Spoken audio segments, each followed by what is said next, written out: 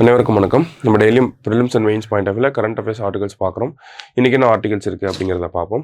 So இங்கே என்ன கொடுத்துருக்காங்க அப்படின்னா, குடியரசுத் தலைவர் ஆட்சி எப்போது அமல்படுத்தப்படும் அப்படிங்கிறத கேட்டிருக்காங்க. சரிங்களா? ஸோ குடியரசுத் தலைவர் ஆட்சியை பற்றி தான் இந்த இடத்துல நேற்று நமக்கு ஆக்சுவலி ஹிந்து பேப்பரில் ஒரு டீட்டெயில்டு ஆர்டிக்கல் வந்துருந்துச்சு. அதனுடைய தமிழாக்கம் தான் இது. சரிங்களா? ஸோ இதில் என்ன சாராம்சம் அப்படிங்கிறத நம்ம பார்ப்போம். ஸோ சமீபத்தில் பார்த்தீங்கன்னா நமக்கு மணிப்பூரில் குடியரசுத் தலைவர் ஆட்சி அப்படிங்கிறது அமல்படுத்தப்பட்டிருக்கு இல்லையா? ஸோ இந்தியாவோட வரலாற்றிலே பார்த்தோம்னா அதிக முறை குடியரசுத் தலைவர் ஆட்சி அமல்படுத்தப்பட்ட ஒரு மாநிலமாக எது இருக்குது அப்படின்னு பார்த்தோம்னா மணிப்பூர் வந்து இருக்குது. கிட்டத்தட்ட 11 முறை பார்த்தோம்னா மணிப்பூரில் குடியரசுத் தலைவர் ஆட்சி அப்படிங்கிறது அமல்படுத்தப்பட்டிருக்கு. அதன் பிறகு மணிப்பூருக்கு அடுத்து அந்த ஸ்டேட்டில் யார் இருக்காங்க அப்படின்னு பார்த்தோம்னா அடுத்த கட்டத்தில் உத்தரப்பிரதேஷ் இருக்காங்க. அங்கே பார்த்தோம்னா 10 முறை குடியரசுத் தலைவர் ஆட்சி அப்படிங்கிறது அமல்படுத்தப்பட்டிருக்கு. ஓகேங்களா? சரி, குடியரசுத் தலைவர் ஆட்சினா என்ன அப்படிங்கிறத அடுத்து நம்ம பார்க்க போகிறோம். ஓகேங்களா? ஆர்டிகல் 356 கீழே ஓகேங்களா, governance in the state cannot be carried in accordance with the provisions in the constitution அப்படின்னு சொல்லுவாங்க. ஓகேங்களா? அரசியலமைப்பு விதியில் சொல்லப்பட்டிருக்க மாதிரி அந்த மாநிலத்தில் அரசாங்கத்தை செயல்படுத்த முடியல அப்படின்னா அந்த மாநிலத்தினுடைய ஆளுநர் அவர்கள் குடியரசுத் தலைவருக்கு ஒரு அறிக்கையை அனுப்பி இந்த மாதிரி இங்கே இந்த மாதிரிலாம் இருக்குது, ஸோ குடியரசுத் தலைவர் ஆட்சியை கொண்டு வாங்க அப்படின்னு சொல்லி பரிந்துரை செய்யலாம்.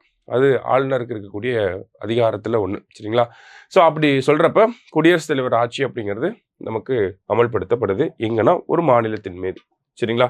ஸோ அப்படி தான் நமக்கு மணிப்பூர்லேயும் பார்த்தோம்னா குடியரசுத் தலைவர் ஆட்சி அப்படிங்கிறது அமல்படுத்தப்பட்டிருக்கு. ஓகேங்களா?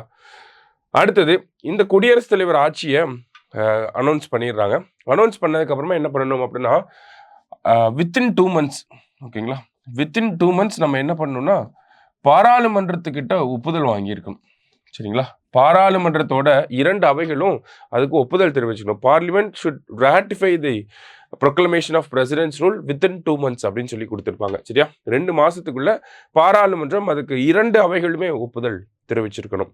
அடுத்தது 6 மாதத்துக்கு ஒரு தடவை அந்த பிரகடனத்தை நம்ம ரெனியூ பண்ணிக்கலாம். ஓகேங்களா? என்ன பண்ணலாம், 6 மாதத்துக்கு ஒரு தடவை ரெனியூ பண்ணிக்கலாம். மேக்சிமம் எவ்வளோ வருஷத்துக்கு பிரசிடென்ட் ரூலை கொண்டு போகலாம் அப்படின்னா 3 ஆண்டுகள் வரை புதுப்பிக்கலாம் அப்படிங்கிறத சொல்லியிருக்காங்க. 3 years வரைக்கும் அதை எக்ஸ்டெண்ட் பண்ணிகிட்டே போகலாம். ஓகேங்களா? ஸோ இப்போ 1 வருஷம் தாண்டிருச்சு. 1 வருஷம் தாண்டி 2வது வருஷத்துக்குள்ள இந்த குடியரசுத் தலைவர் ஆட்சியை எடுத்துகிட்டு போகணும்னு மத்திய அரசாங்கம் நினைச்சாங்கன்னா அதுக்கு தேர்தல் ஆணையத்தினுடைய ஒப்புதல் அப்படிங்கிறது தேவைப்படும். ஒப்புதல்ங்கிறத விட தேர்தல் ஆணையம் ஒரு அறிக்கையை சமர்ப்பிக்கணும். இந்த மாதிரி 1 வருஷம் ஆயிடுச்சு குடியரசுத் தலைவர் ஆட்சி இங்கே கொண்டு வந்து, இன்னமும் இந்த இடத்துல தேர்தல் நடத்துவதற்கான சூழல் ஏற்படலை, அதனால நீங்கள் மேலும் இந்த குடியரசுத் தலைவர் ஆட்சியை நீடிக்கிறதுல எங்களுக்கு எந்த ஆட்சேபனையும் இல்லை அப்படிங்கிற மாதிரி தேர்தல் ஆணையம் ஒரு அறிக்கையை கொடுத்தாங்க அப்படின்னா 1 வருஷத்தையும் தாண்டி அந்த மாநிலத்தில் குடியரசுத் தலைவரின் ஆட்சி அப்படிங்கிறது நீட்டிக்கப்படும். அந்த மாதிரி 3 வருஷம் வரைக்கும் மேக்சிமம் எடுத்துகிட்டு போகலாம். அப்போ 2 அவைகளும் 2 மாதத்துக்குள்ளே ஒப்புதல் தெரிவிக்கணும். 6 மாதத்துக்கு ஒரு தடவை ரெனியூ பண்ணிக்கலாம். 1 வருஷத்தை தாண்டி போகிறப்ப எலெக்ஷன் கமிஷனோட அப்ரூவல் அப்படிங்கிறது தேவைப்படுது. மேக்ஸிமம் 3 years வரைக்கும் எடுத்துகிட்டு போய்க்கலாம் இல்லையா? ஸோ இதெல்லாம் முக்கியமான பாயிண்ட்ஸ். அடுத்ததாக பார்த்தீங்க அப்படின்னா நமக்கு முன்னதாக விதிக்கப்பட்ட சில குடியரசுத் தலைவர் ஆட்சிகள் அப்படின்னு சொல்லி ஒரு சில உதாரணங்களை வந்து கொடுத்துருப்பாங்க. ஸோ அதில் நம்ம பார்த்தோம்னா நமக்கு ஆர்டிகல் 356 அப்படிங்கிறத பார்த்துட்டோம். இது வரைக்கும் எவ்வளோ டைம் அந்த ஆர்டிக்கலுக்கு கீழே குடியரசுத் தலைவர் ஆட்சி அப்படிங்கிறது அமல்படுத்தப்பட்டிருக்கு அப்படின்னு பார்த்தோம்னா இந்தியாவில் 135 முறை இது வரைக்கும் குடியரசுத் தலைவர் ஆட்சி அப்படிங்கிறது அமல்படுத்தப்பட்டிருக்கு. முதல் முறையாக எங்கே வந்துச்சு அப்படின்னு பார்த்தோம்னா பஞ்சாபில் 1951 நமக்கு குடியரசுத் தலைவர் ஆட்சி அப்படிங்கிறது அமல்படுத்தப்பட்டிருக்கும். சரிங்களா? அடுத்ததாக பார்த்தீங்க அப்படின்னா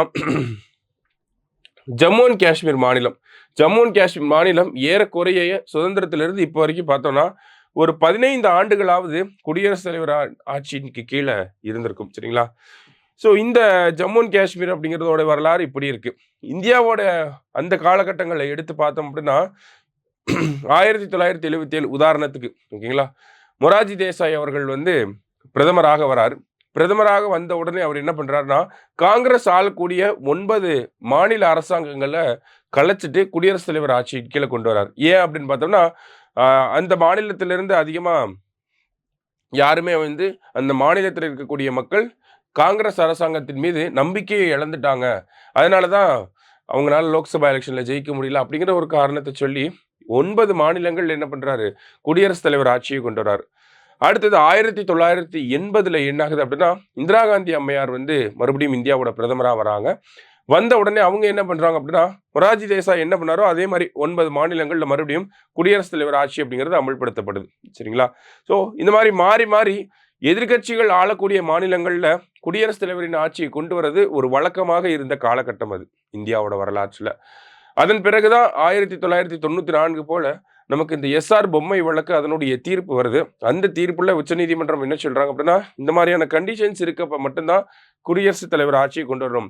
it should be used sparingly அப்படின்னு சொல்லியிருப்பாங்க. ரொம்ப வேற வழியே இல்லைன்னா தான் பயன்படுத்தணும் அப்படிங்கிற மாதிரியான ஒரு வழிமுறைகளை வந்து சொல்லியிருப்பாங்க. அதன் பிறகு தான் பார்த்தோம்னா, நமக்கு இந்த குடியரசுத் தலைவரின் ஆட்சி அமல்படுத்தப்படுவது அப்படிங்கிறது கம்மியாயிருக்கும். சரிங்களா? அதான் இங்க குடுத்துருக்காங்க. என்னன்னா 1947 இருந்து 1994 வரைக்கும் பார்த்தீங்கன்னா, நமக்கு 100 முறை வந்து குடியரசுத் தலைவரின் ஆட்சி அப்படிங்கிறது விதிக்கப்பட்டிருக்கும். அதுக்கப்புறம் 1994லேருந்து 2025 வரைக்கும் பார்த்தோன்னா, ஒரு 35 முறை மட்டும்தான் கொண்டு வரப்பட்டிருக்கு அப்படிங்கிறத சொல்லியிருப்பாங்க. சரியா? வேற என்னெல்லாம் இதில் நம்ம தெரிஞ்சுக்கணும் அப்படின்னா, சஸ்பெண்டட் அனிமேஷன் அப்படின்னு சொல்லி ஒரு விஷயம் இருக்கு. ஓகேங்களா? ஒரு சட்டமன்றத்தினை இடைநிறுத்தி வைப்பதின் பொருள் யாது அப்படின்னு சொல்லி கேட்டிருக்காங்க. ஓகேங்களா? ஸோ என்ன இது சஸ்பெண்டட் அனிமேஷன் அப்படின்னா என்ன? இங்கிலீஷ்ல இதுக்கு பேர் சஸ்பெண்டட் அனிமேஷன். ஓகேங்களா? என்ன அப்படின்னு பார்த்தோன்னா, நமக்கு குடியரசுத் தலைவர் ஆட்சி அப்படிங்கிறது அமல்படுத்தப்படுது ஒரு மாநிலத்தில் அப்படின்னா, பொதுவாகவே அங்கே இருக்கக்கூடிய சட்டமன்றத்தை கலைச்சிட்டு தான் குடியரசுத் தலைவர் ஆட்சி அப்படிங்கிறது அமல்படுத்தப்படும். நம்ம மணிப்பூரை பொறுத்த வரைக்கும் என்ன ஒரு நடைமுறை வந்திருக்கு அப்படின்னா, 2022ஆம் ஆண்டு அங்கே தேர்தல் நடந்திருக்கும். அந்த சட்டசபையோட பதவிக்காலம் அப்படிங்கிறது 2027ஆம் ஆண்டு வரைக்கும் இருக்கு. சரிங்களா? ஆனால் இப்போ 2025 தான் ஆகுது. இன்னும் ஒரு 2.5 வருஷம் வந்து அந்த சட்டமன்றத்துக்கு ஆயுட்காலம் அப்படிங்கிறது இருக்கு. அதனால என்ன பண்ணியிருக்காங்கன்னா, அந்த மாநிலத்தினுடைய மணிப்பூர் மாநிலத்தினுடைய சட்டமன்றத்தை கலைக்காம குடியரசுத் தலைவர் ஆட்சி அப்படிங்கிறது கொண்டு வரப்பட்டிருக்கு. ஓகேங்களா? அதனால தான் சட்டமன்றத்தை சஸ்பெண்ட் பண்ணியிருக்காங்க. நிறுத்தி வைத்திருக்காங்க அப்படிங்கிற சொல்லியிருக்காங்க. சஸ்பெண்டட் அனிமேஷன் அப்படின்னா சட்டமன்றத்தை கலைக்காம நமக்கு குடியரசுத் தலைவரின் ஆட்சி அப்படிங்கிறத கொண்டு வருது. அதுக்கு பேர் தான் சஸ்பெண்டட் அனிமேஷன் அப்படின்னு சொல்றாங்க. மணிப்பூர்ல அது செயல்படுத்தப்பட்டிருக்கு. சரிங்களா? ஸோ அதான் இந்த கடைசி பேராகிராஃப்ல கொடுத்துருக்காங்க.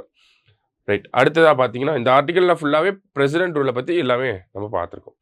அடுத்தது பஞ்சாயத்து அதிகார பகிர்வு அப்படின்னு சொல்லி கொடுத்துருக்காங்க. ஓகேங்களா? ஸோ என்ன ஒரு குறியீடு அப்படின்னு பார்த்தோம்னா, பஞ்சாயத் டெவல்யூஷன் இண்டெக்ஸ் அப்படின்னு சொல்லுவாங்க. சரிங்களா? Panchayat devolution index. Panchayat Raj ministry தான் இந்த இண்டெக்ஸை வந்து வெளியிடுறாங்க. சரிங்களா? ஸோ இதில் யார் முதலிடத்தில் இருக்காங்க அப்படிங்கிறத அந்த ஒரு பட்டியல் தான் கொடுத்துருக்காங்க. மொத்தம் 6 டைமென்ஷன்ஸ் 6 இண்டிகேட்டர்ஸை பேஸ் பண்ணி தான் இந்த குறியீடு அப்படிங்கிறது வெளியிடப்படுது. இதில் முதல் இடத்துல பார்த்தீங்க அப்படின்னா கர்நாடகா 72 புள்ளிகளோட இருக்காங்க. கேரளா 70 புள்ளிகளோட 2வது இடத்துல இருக்காங்க. தமிழ்நாடு பார்த்தீங்கன்னா 3வது இடத்துல 68 புள்ளிகளோட தமிழ்நாடு 3வது இடத்துல வந்து இருக்கு. சரிங்களா? இப்போ பஞ்சாயத்து டெவல்யூஷன் இண்டெக்ஸ் அதில் தமிழ்நாட்டோடைய ரேங்க் என்ன அப்படின்னு கேட்டாங்கன்னா, நமக்கு 3வது இடத்துல இருக்கும். எவ்வளோ புள்ளிகள் அப்படின்னு பார்த்தோன்னா 68 புள்ளிகள் எடுத்து. சரிங்களா? இதே மாதிரி நமக்கு தேசிய சராசரி அப்படிங்கிறத கேட்டாங்கன்னா 43 அப்படிங்கிறது தான் தேசிய சராசரியாக இருக்கு. சரியா? இந்த தகவலை மட்டும் தெரிஞ்சுக்கோங்க போதும் இதில். சரியா? ஸோ பஞ்சாயத்து டெவல்யூஷன் இண்டெக்ஸ் அப்படின்னா ஃபர்ஸ்ட் 3 இடத்துல யார் இருக்காங்க, தமிழ்நாடோட ரேங்க் என்ன, 3வது ரேங்க், தமிழ்நாடோட ஸ்கோர் என்ன, அடுத்தது தேசிய சராசரி எவ்வளோ இருக்குது, அது மட்டும் தெரிஞ்சுக்கிட்டா போதும். நாளைக்கு டிஎன்ஏல மீட் பண்ணலாம். தேங்க்யூ.